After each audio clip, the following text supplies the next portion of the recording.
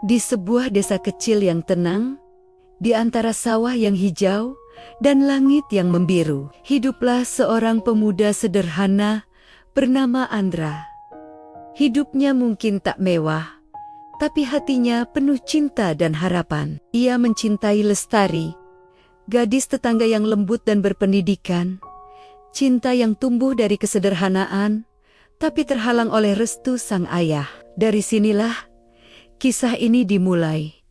Kisah tentang cinta yang tulus, perjuangan yang panjang, dan kehilangan yang mengajarkan makna hidup. Sebuah kisah sederhana dari seorang pemuda desa yang berjuang bukan hanya untuk cinta, tapi juga untuk menemukan dirinya sendiri.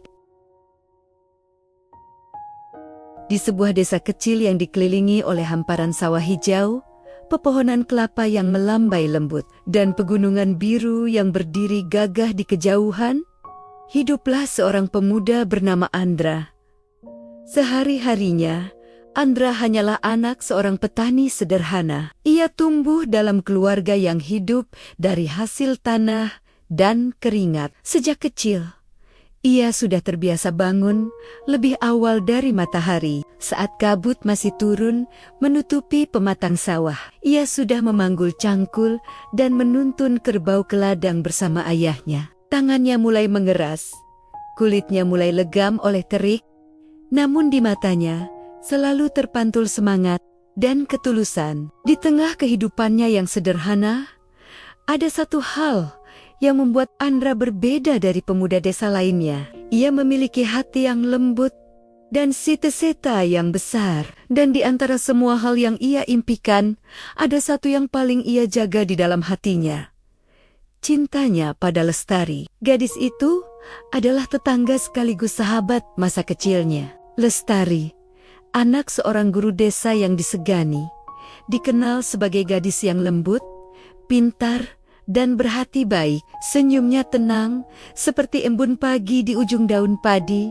Suaranya halus, dan matanya penuh kasih. Pertemuan mereka kembali terjadi di tepi sungai, tempat anak-anak desa sering mandi dan bermain air. Waktu itu, Lestari tak sengaja menjatuhkan bakul kecil berisi kain yang hanyut terbawa arus. Andra yang kebetulan sedang berada di seberang sungai, segera berlari dan terjun menolong. Dengan sigap, ia menangkap bakul itu sebelum terbawa arus lebih jauh. Saat ia mengembalikan bakul itu ke tangan Lestari, jantungnya berdegup lebih kencang dari biasanya. Tatapan mata mereka bertemu sejenak, dan seolah waktu berhenti. Sejak saat itu, benih cinta tumbuh di hati mereka, diam-diam namun dalam, seperti akar padi yang mencengkeram tanah basah tanpa terlihat tapi kuat menahan kehidupan di atasnya. Hari-hari mereka pun semakin sering diwarnai pertemuan singkat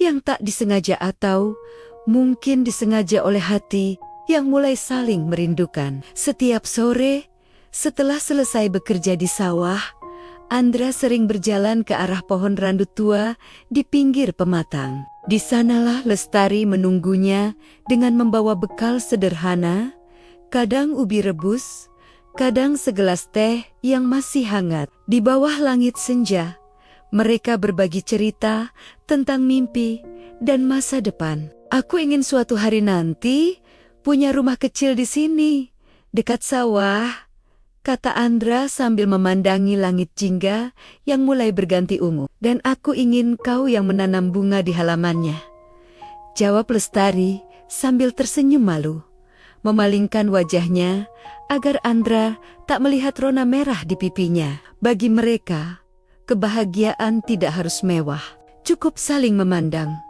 saling mendengar, dan saling percaya bahwa cinta mereka akan tetap tumbuh meski waktu dan dunia mungkin berubah. Namun kebahagiaan itu ternyata tidak bertahan lama. Suatu malam, ketika angin desa bertiup dingin dan suara jangkrik terdengar dari balik rerumputan, Andra memberanikan diri untuk berbicara kepada ayahnya. Ia ingin menyampaikan niat tulusnya untuk melamar Lestari, gadis yang telah mengisi hatinya sejak lama. Di dapur yang hanya diterangi lampu minyak, Andra menatap wajah ayahnya yang sudah mulai dipenuhi keriput. Dengan suara bergetar ia berkata, "Ayah, aku ingin melamar Lestari."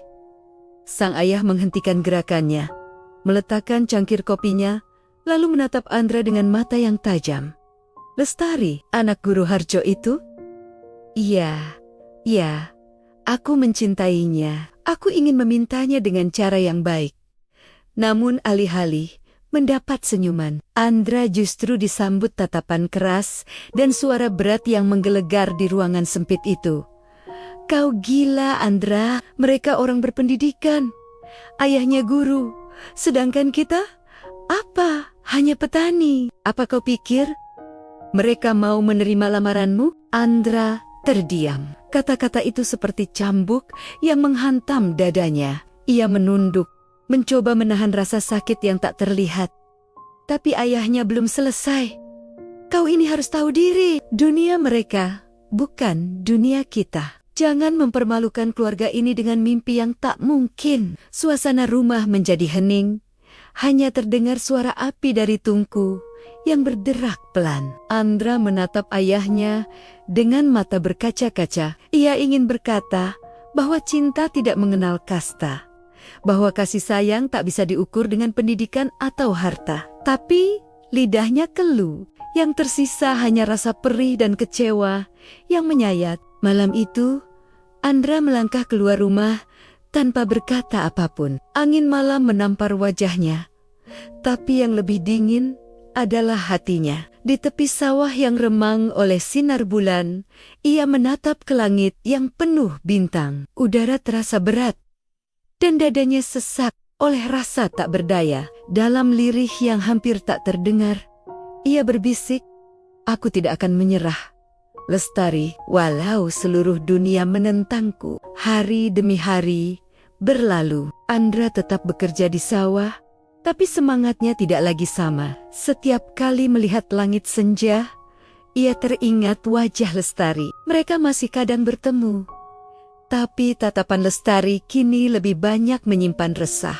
Gadis itu tahu hubungan mereka tidak direstui, dan bayang-bayang perbedaan status mulai menghantui. Sampai pada suatu hari, seorang teman lama Andra datang dari kota. Namanya Bima, seorang pemuda yang dulu juga berasal dari desa itu, namun sudah lebih dulu merantau dan bekerja di sebuah pabrik konveksi di ibu kota. Bima menceritakan tentang kehidupan di kota yang keras, tapi penuh peluang. Ia menawarkan Andra untuk ikut bersamanya, bekerja dan menabung demi masa depan yang lebih baik. "Kalau kau punya tekad, Andra, jangan habiskan hidup di sini. Kota memang kejam, tapi setidaknya memberi kesempatan," kata Bima. Malamnya, Andra berpikir panjang. Ia memandang wajah ibunya yang tertidur, mengingat ayahnya yang keras, tapi sebenarnya hanya ingin melindungi. Dan yang paling berat, ia memikirkan Lestari, gadis yang menjadi alasan ia ingin lebih baik dari hari ini. Dengan berat hati, ia memutuskan untuk pergi merantau, mengejar masa depan, agar suatu hari nanti bisa kembali dengan kepala tegak dan hati penuh keyakinan. Keesokan harinya, Andra menemui Lestari di bawah pohon randu yang sudah menjadi saksi cinta mereka.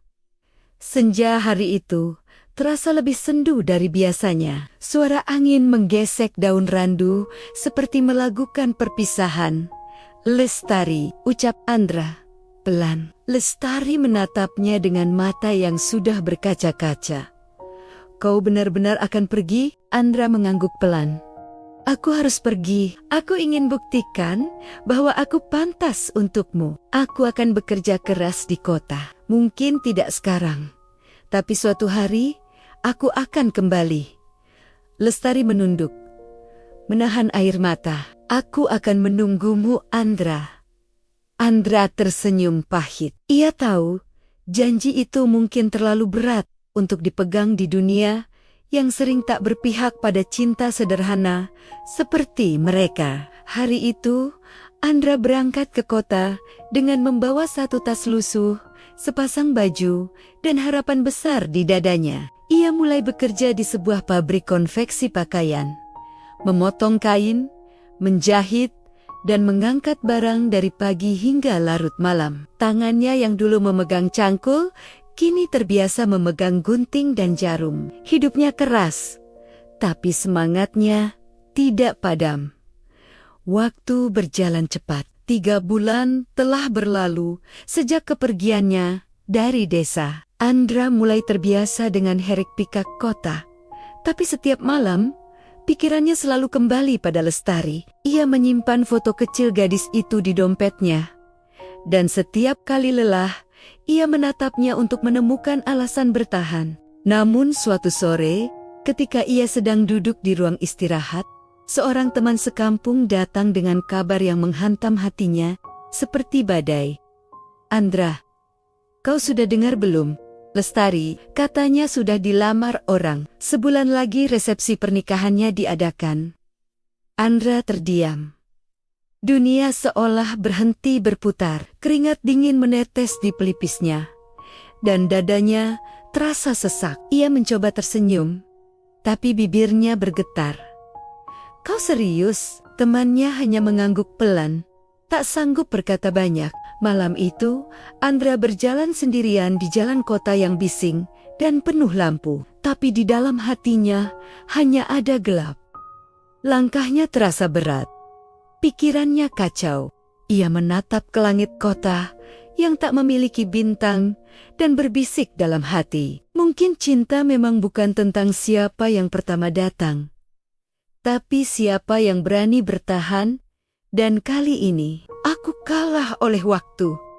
Angin malam berhembus, membawa kenangan tentang desa, tentang sawah, tentang pohon randu, dan senyum gadis yang pernah ia cintai dengan segenap jiwa. Ia tahu, mulai malam itu, cintanya tak lagi sama. Tapi di sudut hatinya yang paling dalam, Andra masih berjanji pada dirinya sendiri bahwa meski cintanya tak berakhir bahagia, ia akan tetap menjadi seseorang yang pantas dicintai. Bagaimana dengan perjalanan kisah cinta Andra, juga pekerjaannya? Simak di bab berikutnya, masa perjuangan Andra di kota.